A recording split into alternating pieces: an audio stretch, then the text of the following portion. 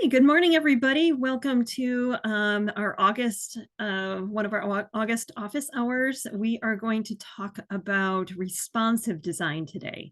And most of our websites, the reason we haven't, the reason we use Divi, or one of the reasons we use Divi, is because we have responsive website design built into that theme. So it is not something that we, as web designers, really manage in our particular neck of the woods. Our session here is going to mainly focus on what responsive design is, how we know it's happening, and how we should be managing it, and why it's important, and why we should be keeping an eye on it, and just how our websites look in different formats.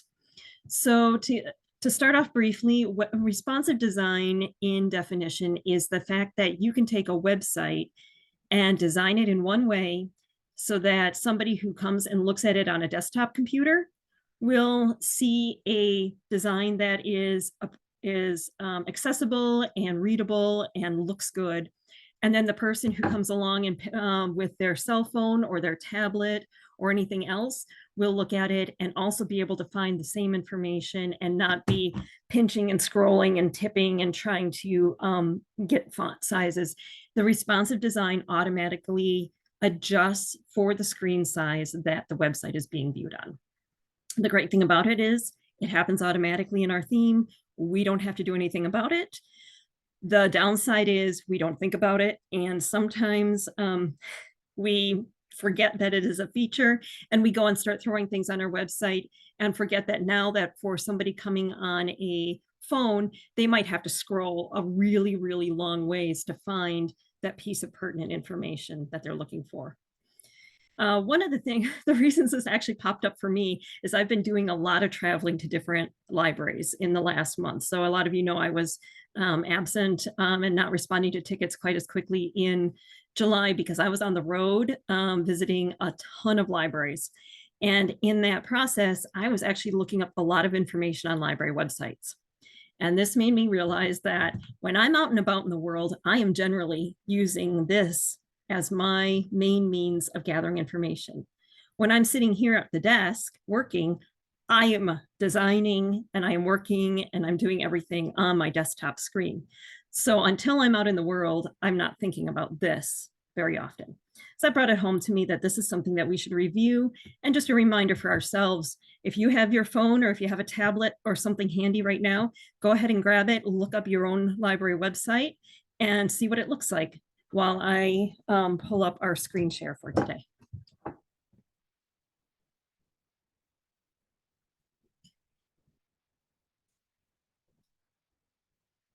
So I'm sharing my screen. Give me a quick thumbs up if you can see a graph with 3 different color dots and lines on it. Oh, good, great. So some of your websites have this particular plugin on it. All of our, and I grabbed the Walter E. Olson Memorial Library up in Eagle River because I knew they were a newer website. Some of the older websites have an older version of this that doesn't show the graphs as well. But some of the new, I knew that the new websites that we are using this plugin. This plugin, if you look in under your plugins, is called Matomo. This is how we gather our website statistics for the for your annual report data and other information in the background. This is a tracker that lives on your website. This WP Matomo is a plugin that does the graphic, gives you a graphic dashboard. So some of you you should all have a Matomo tracker, statistics tracker on your website. Some of you may have this WP or a dashboard version of this. We can talk about getting it later. But the reason I wanted to bring it up today is this is a chance to look at how people are actually accessing your website. And again, like I said, my own personal experience was going out into the world and I'm looking up information on a phone. Here, as I scroll down, how people are accessing the Walter E. Olson website yesterday. So yesterday, 21 people accessed it by smartphone. 11 people by desktop computer and 2 people by tablet. Notice that this particular one also offers some other things like a car browser, a console, a feature phone, a peripheral, and a phablet. So these are all different formats that people might be accessing your website from. And a few other, then there's the other browsers that people are accessing it from. Are they, and in this case, the majority are the Safari browser that comes on Apple iOS. Then there's the Chrome browser, which is probably the most common Android browser. Chrome mobile, so there's a couple different ones. Chrome mobile iOS, the Google search app itself, Safari on an actual Apple computer, and Microsoft Edge, and another Chrome. So there's just the different things of like, not only is it different devices that you would be able to see things on, different devices that are going to be appearing on your website, but also the different browsers and how things appear on the different browsers. You may get complaints every once in a while that your website looks a little different, and it may well be that somebody is using an older browser, an outdated browser, or an unusual browser, and that actually could be a factor in your website not appearing perfectly nice on somebody's to somebody's computer. You really don't have control over that. It does rely on them. So how do we know what our website actually looks like to the users? I've signed into the Olson Library as the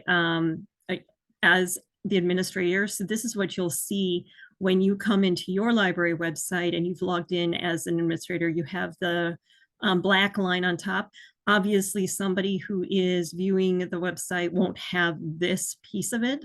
So the sizing automatically is going to be a little bit different just because you're looking at it with an extra line on here.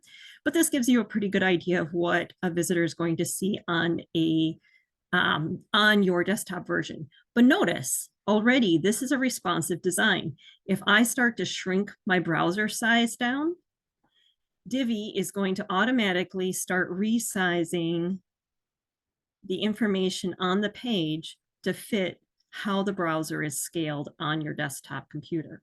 So if your desktop computer is fully, if the window on your desktop computer is fully maximized, you're probably going to see, the user is going to see very similar to what you have designed when you are working at a desktop computer and doing any inputting and layout on your web page. So it's really nice. The Walter Olson library has their drop-down menus at the top. They've got a couple menus up here. They have their calendar here on the right-hand side. They've got some quick links. They've got the join the newsletter, and then right away, boom, we're down to the footer that has our hours, our phone, and our fax. So I'm traveling around to many different libraries, and what are the main things? And this is something for you to keep in mind. What are the main things that a visitor to your library is going to want to get very quickly?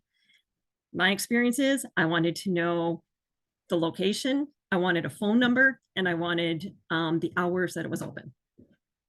So this information that in this case is down in the footer is what I would be trying to access directly myself as soon as I come to a website. So something for you to do is to keep that in mind. What is the thing that a visitor to your library that has never been there before or hasn't been there for a while is going to be looking for?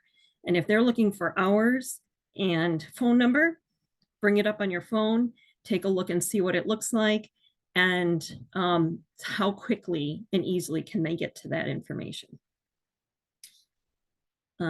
Yes, and parking may also be important if you're a library that doesn't have a large accessible directly around your building parking lot. If there's any comment on what types of parking restrictions there might be. I know when we were doing construction project at our library and we moved into a temporary storefront, and there was a lot of jitteriness around the town that suddenly our downtown little library was going to suck up all the downtown parking. We made it very clear on our website. We recommend that you park in these locations. If you're doing a short visit, if you're coming in to pick up a hold, you can park directly outside the building. But please, if you're going to be coming in and staying for a while, please park in these locations.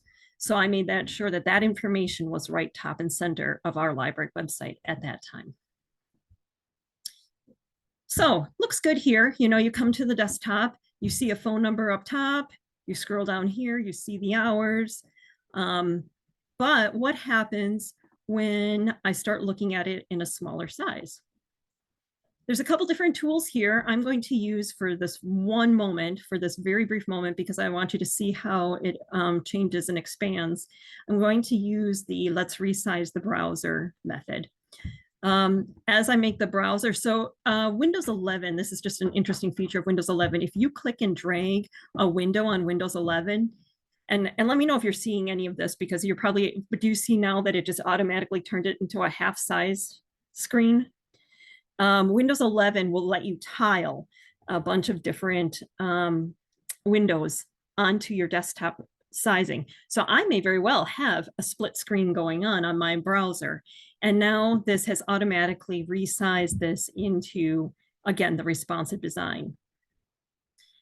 So again, I'm looking at this as a person who is not using the full desktop. What I now have is I have, instead of that drop-down menu, and it really doesn't take much for it to bounce between the drop-down menu here, and now I have what is called a hamburger menu here. And this is going to be what you most often see on your tablet or on your phone. This is where you see your drop-down menu appear after you click on the hamburger menu. And so now you scroll through here to find everything that was in the drop-down menu.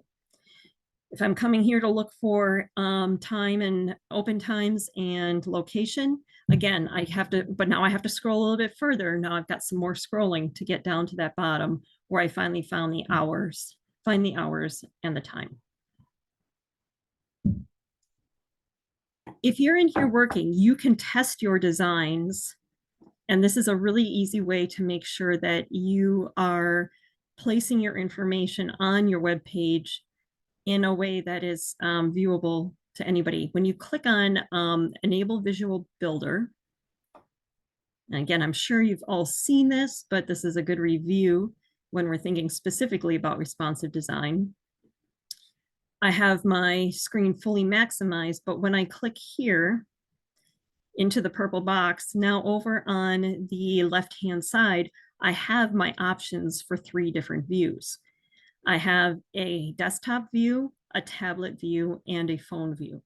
So right now I have the desktop view enabled. If I click on the phone view,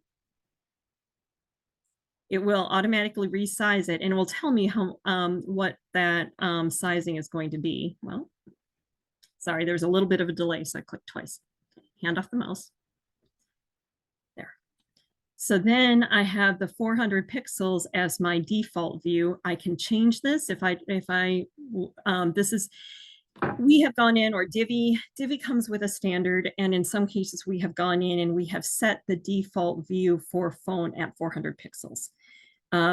Phones come in different sizes, and now they're coming with the foldable phones and other things, but the 400 pixels right now is the most middle of the road view for what a phone might see. So you see this. Now, what this has done in this view, again, we have the hamburger menu, we have our phone number right up top. Here we have the post slider.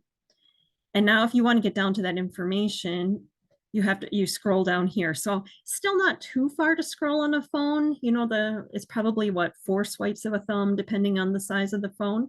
So that's not too bad. But if you're getting to the point where you have so much information on that homepage and you're scrolling down like 6, 7, 8 swipes, this is where it might be getting to the point where you're like, okay, do we need to condense some of this information off of our homepage, put it onto other pages? Do we need to remove some graphics and size things down? Again, Divi does 90% of that for you. It's just more about choosing how much content do we keep in which place. And then Divi will do the resizing for you. You can also then flip here into the tablet view. And actually, here, this is an even more fun menu. You can decide which phone you actually want to look at it. So if you're looking at it on a iPhone 6, here we're at the narrower 375 pixels. So it's going to be a narrower view. And then let's go to the iPhone Max, the thing that looks more like a tablet than a phone. And now we're up at 414 pixels, so a much wider view. And then the iPad is, of course, going to bring us out, and that would bring us back down into this tablet view down here. And tablets seem to be more popular, at least in my experience, among the generation that maybe never adopted computers. They weren't raised with computers. And so the tablet, as opposed to the phone, for their daily computer use. And this is something, again, when we're talking about accessibility, often that's an older generation that might be developing needing glasses or needing the visual assistance. And so that larger screen and that larger print, it's a good thing to look at this when we start talking about website accessibility as far as sizing. We have set a standard for the text sizes for each of these different views in the background. This is something that is part of a standard website setup. So for the most part, unless we receive advisory that the sizing that we're using is too small or not right, all of the Libraries Win websites are using an accessible or a larger font size than is the standard default Divi size, actually.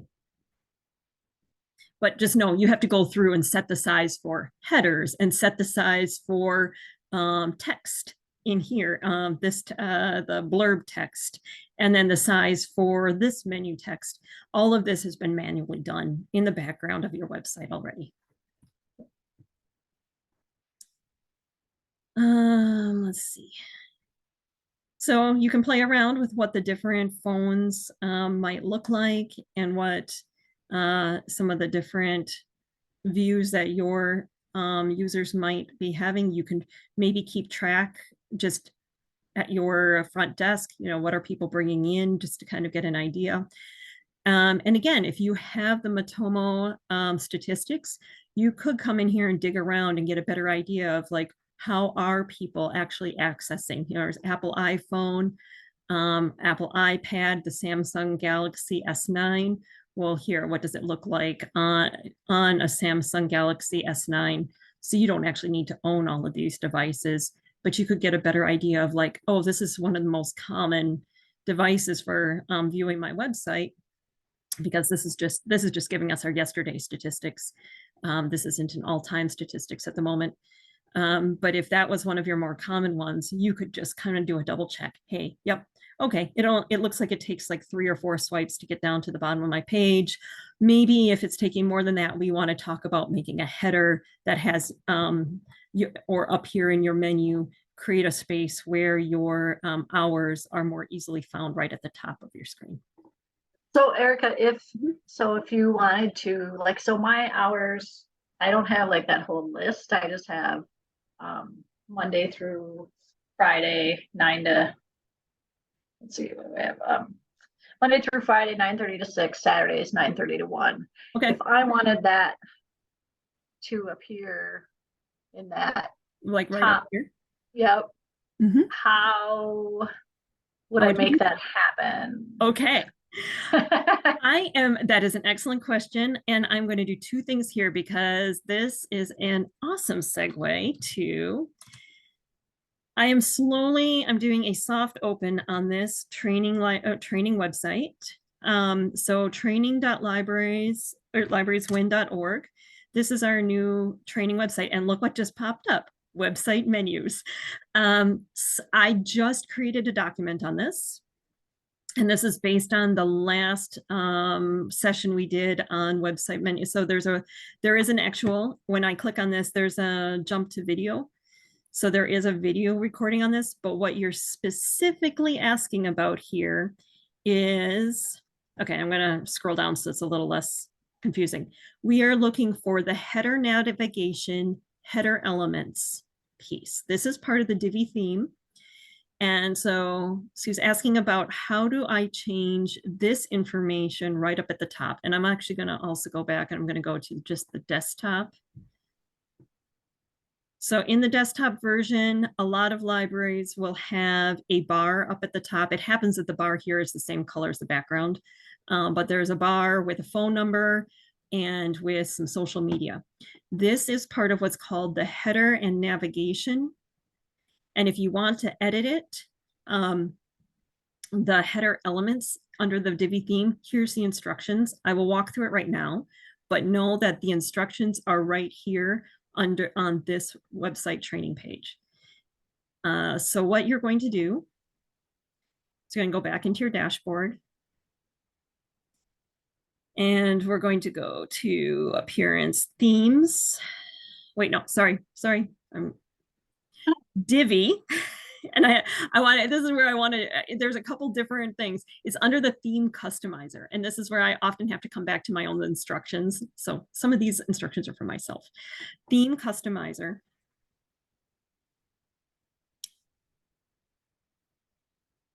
And it's going to open up. This will give you a live preview of your web page. So you'll see what you're changing. In this case, these are the changes that you can see them happen live before you accept them. And this one is under header and navigation and header elements, which is the last item in this menu here. So it doesn't give you a lot of space to fill in information here. However, you can hijack one of these areas. It says email here. It does not have to be an email. You could just say hours, Monday through Friday, you know, we'll just say 8:30 a.m. To 5:30. Can't type. And you will see this automatically appear up here and you can see your live preview. It's only going to give you that line right across the top. So you can basically only fill in this much. And again, you also have to remember, what is this? When you start getting too much information on a desktop, it's going to start stacking it when you get to your to your mobile browser. So keep an eye on it. I'll hijack this web page for 1 second. And we're just going to say publish, just so we see what it looks like. I can quick take it off before hopefully anybody at Olson Library notices. Oops, then I'm doing the wrong thing. Walter E. Olson. Oh, I did say publish, didn't I?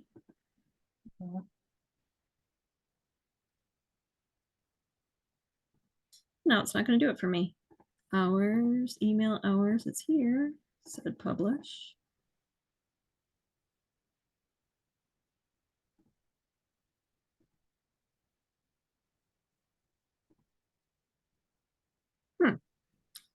Okay. Oh, it didn't take it. I don't know why. Let me try it again. Hours.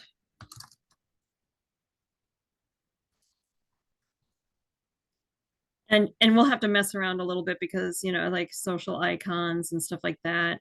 It does put that little email thingy here. Sometimes we do it. You just have to play around with where you want to put it on here.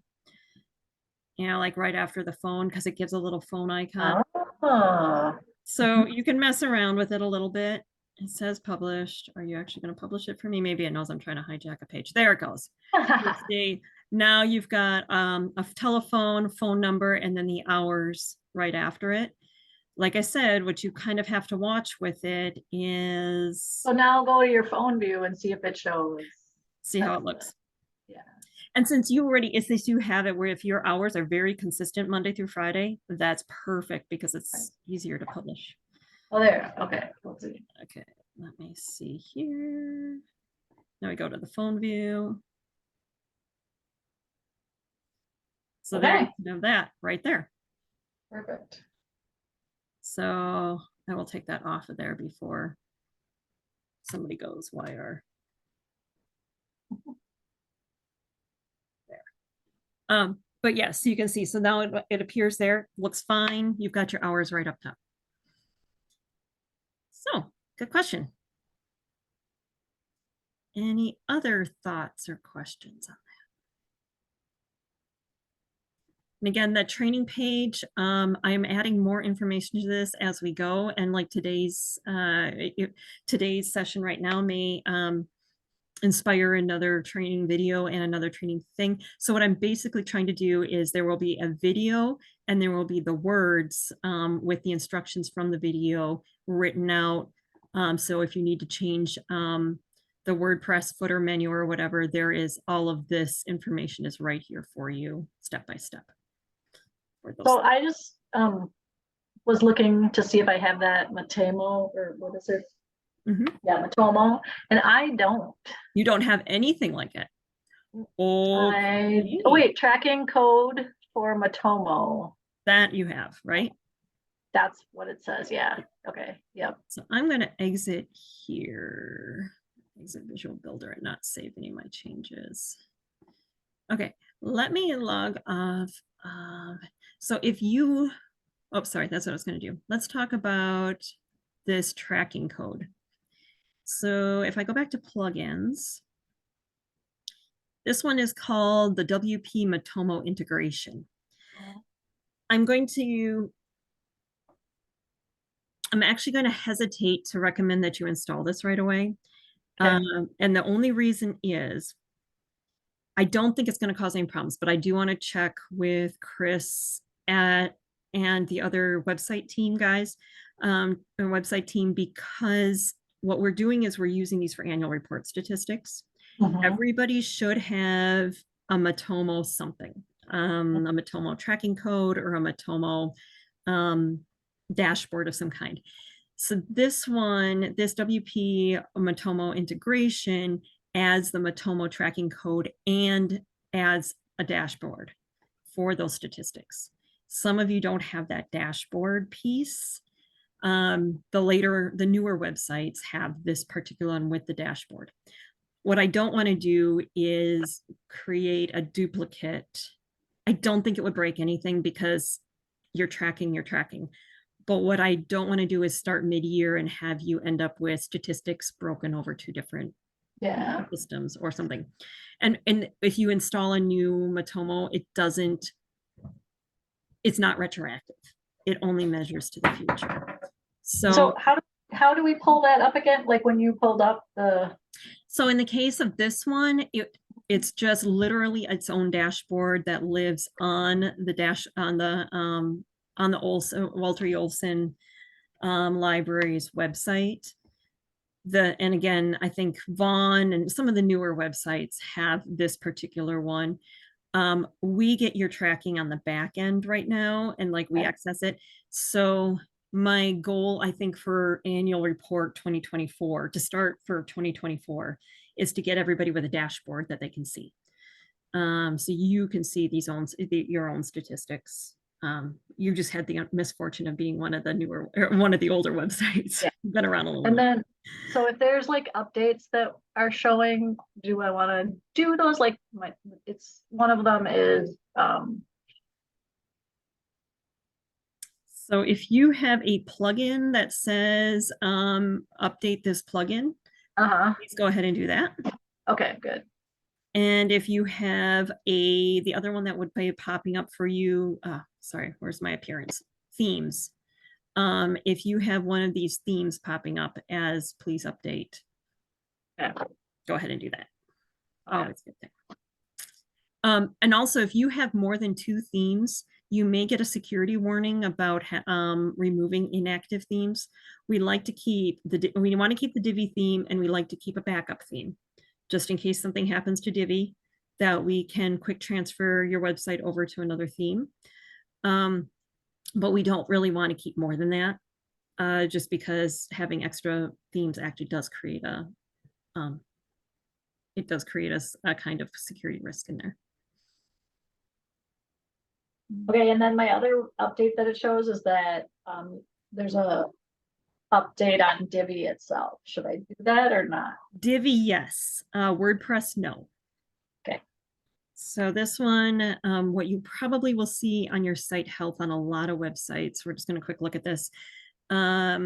Oh, this one actually doesn't have. One or more recommended modules are missing and page cache is not detected. That is a very common performance recommendation improvement, and sometimes even a health concern is when one of these is missing. Ignore that. Just unless your website is running exceedingly slow or non-functional, this is something to just be ignored. And then this website actually seems to be running WordPress.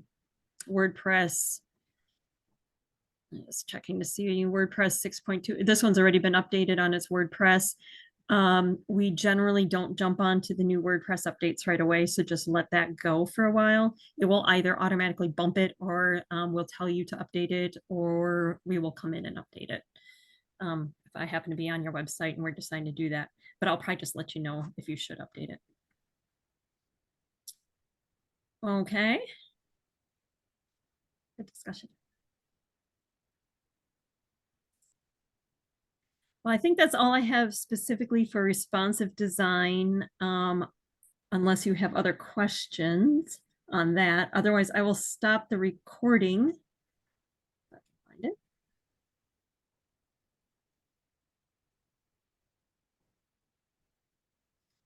Okay, I'm